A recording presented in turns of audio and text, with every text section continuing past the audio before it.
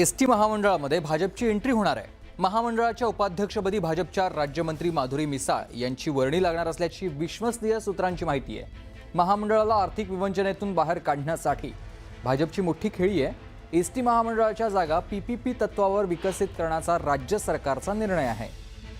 महत्त्वाची बातमी आपण बघतोय। एसटी महामंडळात आता भाजपची एंट्री येणार आहे। उपाध्यक्षपदी माधुरी मिसाळ यांची वर्णी लागणार असल्याची माहिती मिळते आणि याचबरोबर महामंडळाला आर्थिक विवंचनेतून बाहेर काढण्यासाठी भाजपने खेळी केली आहे। एसटी महामंडळाच्या जागा आता पीपीपी तत्वावर विकसित करण्याचा निर्णय राज्य सरकारने घेतलेला आहे। एसटी महामंडळ गेल्या काही दिवसांपासून सातत्याने आपण पाहतोय वेगवेगळे निर्णय घेत आहे। आज देखील 13.56 रुपयांची वाढ इतक्या किमतीची वाढ केलेली आहे तिकिटामध्ये। तर दुसऱ्या बाजूला आणखी काही जागा महामंडळाच्या जागा अगदी मोक्याच्या ठिकाणावरती आहेत आणि या जागा आता पीपीपी तत्वावर देऊन त्याच्यातून आर्थिक बाजू आणखी सुधारण्याचा प्रयत्न एसटी महामंडळाकडून केला जाणार आहे।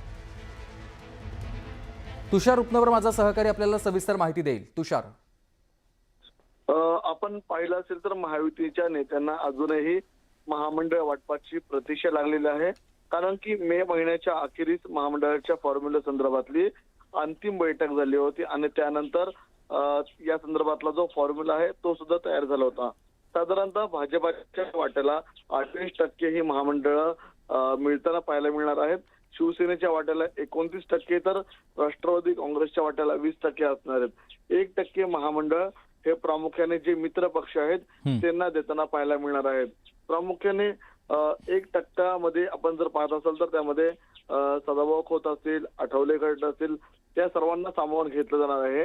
त्यांना भाजपच्या कोट्यातून द्यायची की त्यांच्यासाठी वेगळा कोटा तयार करायचा या संदर्भातली बैठकीमध्ये चर्चा होणार आहे। मात्र महामंडळ लवकर वाटप व्हावं यासाठी स्वतः महायुतीचे निष्ठावान कार्यकर्ते आपल्याला आताही प्रतीक्षित असल्याचं पाहायला मिळतंय।